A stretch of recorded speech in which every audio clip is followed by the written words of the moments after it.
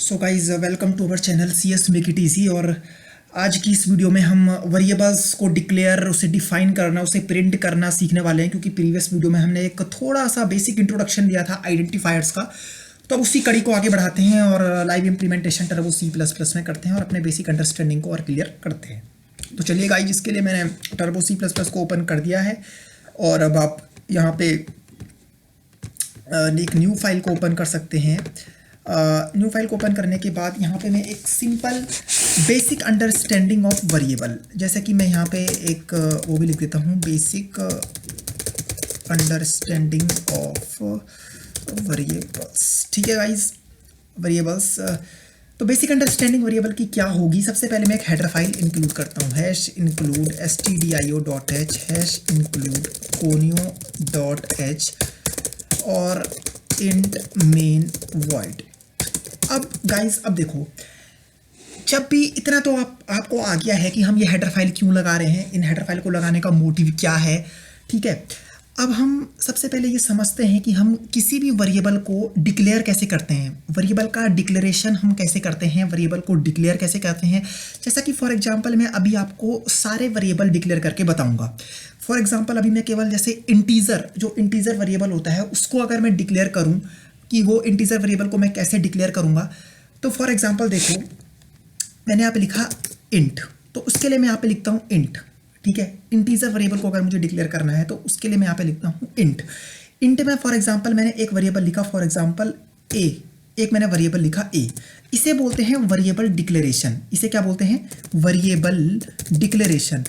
ये variable declaration है, इसे बोलते हैं वेरिएबल डिक्लेरेशन। यहाँ पे मैंने वेरिएबल को डिक्लेयर किया। आपको मैंने बताया था कि सी में जब हम कमेंट बनाते हैं तो हम ये डबल स्लैश से इसको दिखाते हैं। ये सी में एक कमेंट है, इसको एक स्पेस मार के भी आप दिखा सकते हो। ये डबल स्पेस से हम वन लाइन कमेंट बनाते हैं।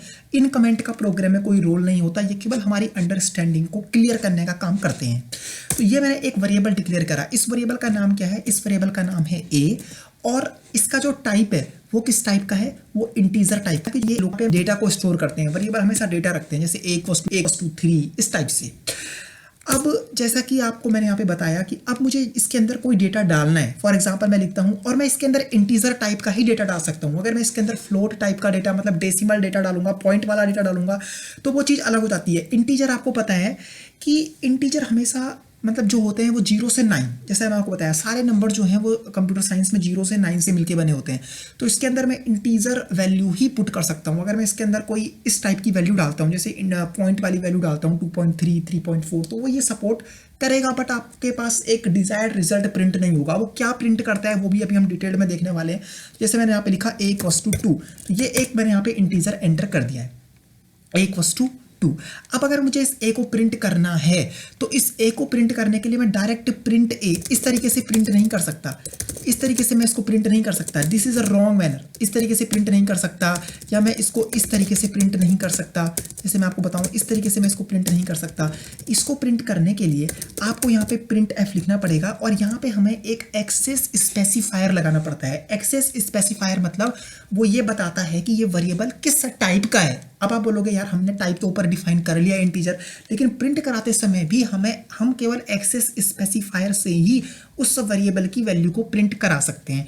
अब बात उठती है कि एक्सेस स्पेसिफायर होते क्या हैं। जनरली पहले इसको कैसे प्रिंट कराएंगे वो मैं लिख देता हूँ, फिर आपको समझाता हूँ। %d और यहाँ पे कॉमा करके a। अब ये मैंने प्रिंट कराया, और सपोज मैंने यहाँ पे लिख दिया गेट ch। आपको पता है गेट से हम क्यों लगाते हैं और रिटर्न 0 हम क्यों लगाते हैं, ये मैंने यहाँ पे कर दिया। ठीक है, अब क्वेश्चन ये उठता है कि ये %d का मतलब है क्या। मैंने आपको बताया कि ये एक एक्सेस स्पेसिफायर है जो ये शो करता है कि इस वेरिएबल के अंदर जो वैल्यू है वो वैल्यू इंटीजर टाइप की है। वो वैल्यू किस टाइप की है, इंटीजर टाइप की है। लेकिन आप बोलोगे कि यार ऊपर तो हमने इंटीजर टाइप दे दिया है, तो फिर यहाँ पे हमें अलग से ये इस एक्सेस स्पेसिफायर लगाने की जरूरत क्यों पड़ रही है।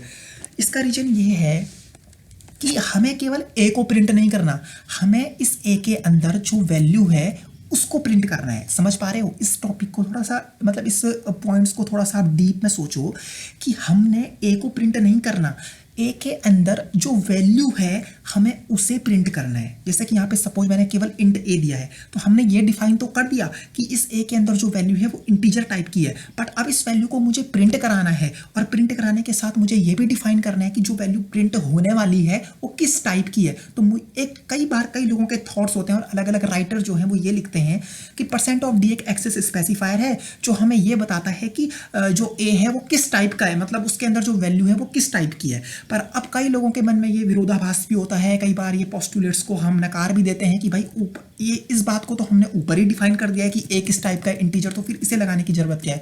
तो फिर कई सारे राइटर अलग अलग बुकों में ये लिखते हैं कि ये परसेंट ऑफ डी इस ए को प्रिंट नहीं करता, इस ए के अंदर जो स्टोर है उसको स्क्रीन पर लेके आता है। तो अलग अलग अवधारणाएं हैं, आपको उस पर फोकस नहीं करना, बस आप ये समझो कि अगर आप जिस वे में इसको समझना चाहते हो कि जो ए है, अगर आप ये समझते हो कि जो ए है ये परसेंट ऑफ डी ये डिफाइन करता है कि जो ए के अंदर वैल्यू है वो किस टाइप की है, तो आप ऐसा भी समझ सकते हो। और अगर आप ऐसा भी समझ सकते हो कि हमें इस ए को प्रिंट नहीं करना है, इसके अंदर जो वैल्यू है हमें उसे प्रिंट करना है, तो उस वैल्यू को प्रिंट कराने के लिए हम परसेंट ऑफ डी लगाते हैं। ठीक है, ये परसेंट ऑफ डी केवल इंटीजर के लिए ही होता है। अगर मैं यहाँ पे कैरेक्टर दूंगा तो उसके लिए एक अलग एक्सेस स्पेसिफायर है, वो हम अभी देखेंगे। पहले इस प्रोग्राम को रन कराते हैं तो आप देखोगे सिंपली एक वैल्यू यहाँ पे 2 प्रिंट हो गई। आप देख रहे हो यहाँ पे 2 आ रहा है। ऊपर आप फोकस मत करो, ऊपर अगर मैं यहाँ पे क्लियर स्क्रीन लगा देता हूँ, फॉर एग्जांपल मैंने एक क्लियर स्क्रीन लगा दिया यहाँ पे, मैंने आपको बताया था ना, सॉरी, ये मैंने यहाँ पे क्लियर स्क्रीन लगा दिया है। ठीक है, अब इसको रन कराओ आप एक बार, तो ये देखो 2 यहाँ पे शो हो गया हमारा।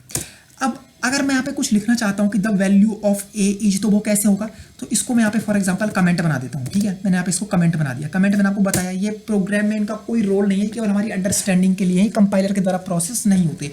मैंने यहाँ पे लिखा printf में, मैंने यहाँ पे लिखा printf में the value of a is equal to percent of d slash n. अब मैंने आपको बताया स्लैश एन यूज करते हैं, स्लैश एन नेक्स्ट लाइन में, मतलब अब कर्सर आपके नेक्स्ट लाइन में होगा, कॉमा ए।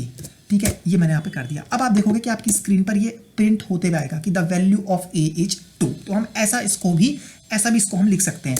अगर आप खाली ए इक्वल्स टू 2 प्रिंट कराना चाहते हैं तो वैसा भी हो सकता है। मैं इसको भी कमेंट बना देता हूँ। ठीक है, और मैंने यहाँ पे सिंपली यहाँ पे लिख दिया print F A is equals to percent of D. ठीक है, स्लैश एन नेक्स्ट लाइन में आएगा कर्सर और कॉमा ए। इस तरीके से इसको लिखने का एक सिंटैक्स है। तो आप देखोगे कि आपकी स्क्रीन पर आएगा ए इक्वल्स टू 2 लिखा हुआ आएगा। अब मैं तीनों को मतलब इसको भी अनकमेंट कर देता हूँ, इन दोनों को, और इसको भी अनकमेंट कर देता हूँ। अब रन कराता हूँ। अब देखो, अब आपके सामने तीनों फॉर्मेट आ जाएंगे। 2, हालांकि यहाँ पे इस पी में एक स्लैश लगा देता हूँ तो आपको बेटर अंडरस्टैंडिंग हो जाएगी। अब देखो अब आपको किस तरीके से शो होगा, ये देखो। आप इस फॉर्मेट पे भी दे सकते हो, खाली 2 भी। अगर आपको प्रिंट कराना है तो आप सीधे परसेंट ऑफ डी की वैल्यू दे दो। अगर आपको ऐसे लिखना है the value of a is equal to 2, तो आप ऐसे भी लिख सकते हो। अगर आपको खाली ए इक्वल्स टू 2 लिखना है तो आप ऐसे भी लिख सकते हो। तो मैंने तीनों फॉर्मेट आपको बता दिया कि अगर तीनों फॉर्मेट आपको लिखने हैं तो आप इस फॉर्मेट से लिख सकते हो। चलो, ये बात तो हुई हमारी किसकी, इंटीजर की। अब अगर कैरेक्टर मुझे प्रिंट कराना है तो कैरेक्टर में कैसे प्रिंट कराऊंगा या फ्लोट में कैसे प्रिंट कराऊंगा। फॉर एग्जांपल अब जैसे मैंने इसको यहाँ पे वो रिमूव कर दिया। ठीक है, इतना मैं इसको यहाँ पे कट कर देता हूँ। जैसे कि मैंने यहाँ पे इंटीजर को इतना कट कर दिया। अब मुझे यहाँ पे फ्लोट नंबर प्रिंट कराना है, पॉइंट का नंबर प्रिंट कराना है, तो मैंने यहाँ पे लिखा फ्लोट। ओके, फ्लोट में मैंने यहाँ पे एक लिखा ए। अब मैंने ए का जो टाइप है वो कैसा डिफाइन कर दिया है, फ्लोट डिफाइन कर दिया, पॉइंट वाला डिफाइन कर दिया है। अब मैं यहाँ पे लिखता हूँ ए इक्वल्स टू 2.3। ठीक है, ये मैंने लिखा। अब मैं ए की वैल्यू प्रिंट कराता हूँ, तो ए की वैल्यू प्रिंट कराने के लिए वही 3 स्टाइल, परसेंट ऑफ एफ, जैसे वहाँ पे परसेंट ऑफ डी था एक्सेस स्पेसिफायर, यहाँ पे परसेंट ऑफ एफ आप लगाओगे, और यहाँ पे मैंने जैसे दिया स्लैश एन कॉमा ए। तो अब आप देखोगे कि ए की जो वैल्यू है वो पॉइंट में आपके पास प्रिंट होगी। ये देखो 2.3 और आगे से 4 जीरो, क्योंकि फ्लोट हमेशा डेसिमल के बाद 6 डिजिट फॉलो करता है, तो ये पूरी 6 होंगी। ठीक है, अगर आप चाहते हो कि ये 2 ही डिजिट फॉलो करे तो आप परसेंट और एफ के बीच में 0.2 करोगे तो ये डेसिमल में केवल 2 वैल्यू प्रिंट करेगा, डेसिमल के बाद केवल 2 वैल्यू देगा। ये देखो, अगर आप पे 0.3 करते हो तो डेसिमल के बाद आपकी कितनी वैल्यू देगा, 3 वैल्यू आपके पास यहाँ पे देगा, इस तरीके से। और अगर आप कुछ भी नहीं लिखते हो, खाली परसेंट ऑफ एफ लिखते हो, तो बाय डिफॉल्ट 0 लगा देता है और 6 वैल्यू प्रिंट कर देता है पॉइंट के बाद, 2.3 0 0 0 0 0 इस तरीके से। अगर मुझे similarly character data type define करना होगा तो कैरेक्टर के लिए मैं यहाँ पे क्या दूंगा, CHAR, कैर, और यहाँ पे मैंने ए लिखा। अब अगर इसके अंदर मुझे कुछ भी जैसे मुझे यहाँ पे कुछ भी कैरेक्टर में लिखना है, फॉर एग्जांपल मुझे ए सपोज प्रिंट कराना है कैरेक्टर में। ठीक है, ए मुझे यहाँ पे प्रिंट कराना है कैपिटल ए, तो इसको एक्सेस स्पेसिफायर जो इसका होगा वो होगा percent of c, percent of c, जैसे इंटीजर के लिए परसेंट ऑफ बी, पॉइंट के लिए परसेंट ऑफ एफ, वैसे कैरेक्टर के लिए percent of c slash n comma a. और दूसरी मेन बात, जब भी आप कैरेक्टर लिखोगे तो उसको सिंगल कोट्स में लिखोगे। किसमें लिखोगे? सिंगल कोट्स में, केवल कैरेक्टर में। इंटीजर को तो आप सिंपल लिखते हो, फ्लोट को भी सिंपल लिखते हो, पर जब कैरेक्टर को आप लिखोगे तो उसे आप सिंगल कोट्स में लिखोगे। तो इसको आप रन कराते हो तो अब आप देखोगे कि यहाँ पे आपका ए प्रिंट हो जाएगा। ठीक है। अब अगर